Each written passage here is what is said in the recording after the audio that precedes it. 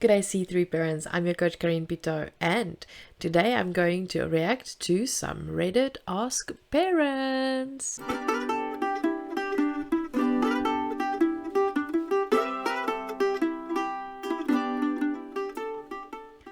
We have quite a significant amount of questions that gets asked on Reddit, but there are actually two that we're going to look at today that is frequently asked questions that either a child might have or other adults will have. So let's dive right into the first one. Why did you give up parenting ideals that you had before you had kids?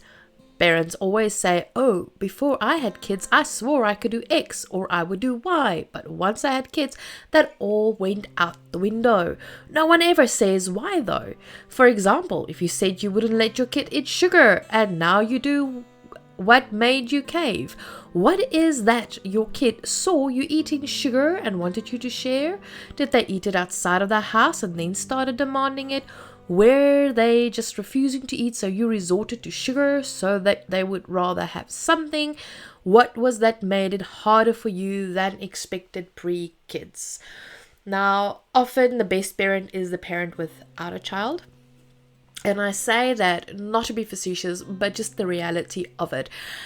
As a parenting coach, I hear it so often, and I even see it in my own parenting journey where we had these ideals: no screens, we will be this healthy family that does everything every weekend, consistent and constant time with the kids. And then you hold this little bundle of life in your arms and you realize, oh crap, this just happened. And you are completely thrown for a loop. Because no child comes with a manual, first of all. Second of all, yes, obviously certain traits from your family and from yourself and from your spouse or from your partner will be present in said baby. However, that baby is a unique individual.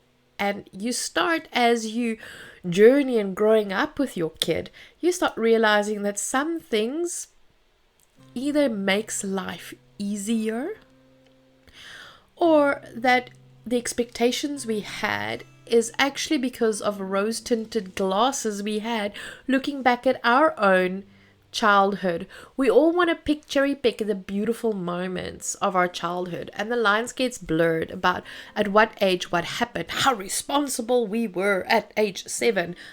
Bultwang, you were a 7-year-old that was as responsible as what a 7-year-old could be, and as unless your household circumstances was traumatic to the degree that you were a tiny adult, you were a 7-year-old just floundering about in life. Now you're an adult, you look at kids and you say, but I won't let my kid throw a tantrum, or I won't let my kid have screen time, or I won't let my kid have sugar. And the reason we have these ideas is because in our heads we still think of children as this little robots that we tell jump and they ask how high, and we will just be the perfect people. And do you know what happened?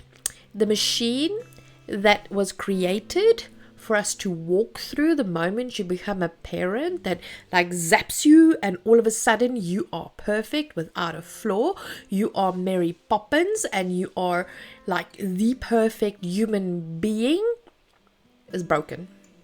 It didn't happen. You become fallible, you become tired, you start realizing that those strict ideals is just not conceivable. They won't work.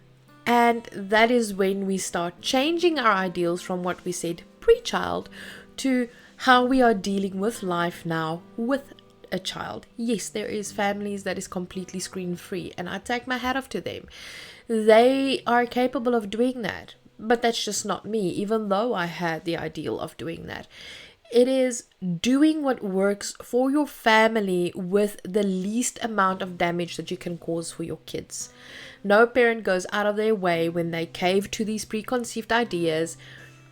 None of us actually go and cave in and say, oh, this is why we're doing it. We we're just fallible human beings, and that means sometimes we get our ideals right, and sometimes we just kind of mess it up. So, yes, I still have to yet meet a parent that could stick to all their checklists of the preconceived ideas of what they had, of how, who, and what they will be as a parent, and what they would allow their kids. And usually kids surprises us with their own personality, their own demands, and who they are as a human being, that makes us realize that there's certain things that just don't fly and we have to let it go. Most parents, if not all, usually chooses the parenting route of the least resistance. It's not necessarily a bad choice. And it always comes with a little bit of nuance when I say choosing the path of the least resistance. But yeah, we live in an age with technology, but there's a lot of things that plays a role in how we perceive things and how we work with things. Okay, what do you do if you sleep train your baby but they wake up randomly at night? Do you just let them cry until falling asleep? I don't want to rush into there and ruin the work we've put into sleep training and have him lose his ability to be independent and self-soothe. Okay, so before we get to sleep training, please don't sleep train your children. Here's the reality. And this is a question that gets asked over and over and over and over again. Children go through sleep regressions. Babies go through sleep regressions. We don't know the age of the baby in this question though. However, it is important to understand that sleep, the ability to sleep and sleeping through is viewed with a 7-hour milestone.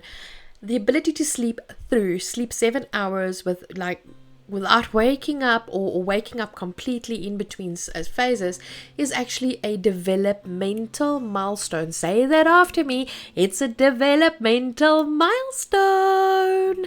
That means that if we sleep train our children, when we actually give up on parenting it at night, whatever the reasons may be, we are actually, before our child has reached that milestone, what we're telling our children is that they are on their own and they are very vulnerable. Child brain or baby brain development does not allow a baby to sleep through at night because they are the most vulnerable of the pack. Yes, they're still in their primal brain. They still expect the lion to come and eat you. So, obviously, your child will wake at night.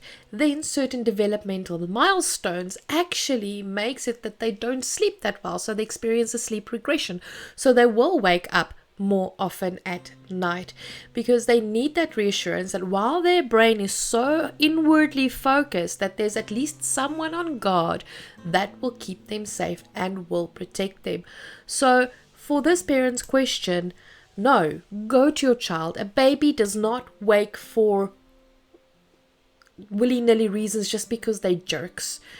Yes, sometimes we feel they are jerks because we're tired and we want our sleep and we need our rest, and that is what's so important to have a good parenting partner. If you actually have one, and that they also at sometimes steps in at the what we call the pajama drill.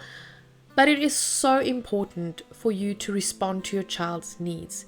What happens with a baby that's being sleep trained, whose needs are not being met, and the need to be picked up and taken care of by the parents and actually be cuddled and held, is a need as vitally as important as being fed, diaper changed, and feeling safe and snug in a sleeping area.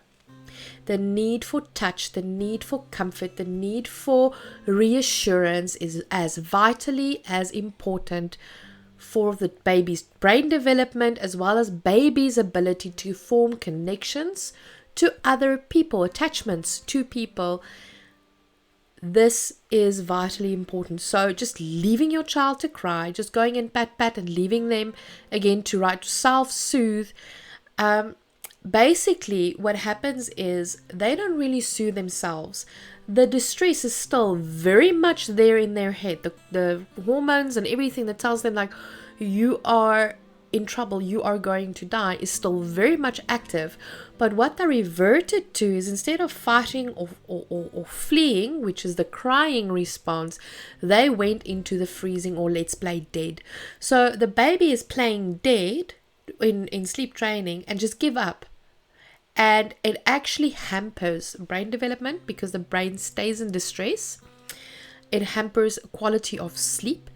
And it also hampers attachment development between the baby and the primary caregiver. Parenting does not stop at night. And as much as I know that the internet will come at me, if you have a child, and I know nobody can function on zero sleep, and I know there are single parents that do not have a parenting partner to support them for the night wakings, there are solutions. By having baby sleep in your room, you don't have to bed share, but baby can be in your room, and that would actually help with the sleep regressions that happens through developmental leaps, which is normal for a baby to wake up. Bringing them into the bedroom, sharing space with them, even if it means sleeping with the sleeping arrangement with your arm inside the bed, so that baby can touch you, that they can feel safe. Both parent and child will actually get the highest quality and form of sleep by sharing the same sleep space.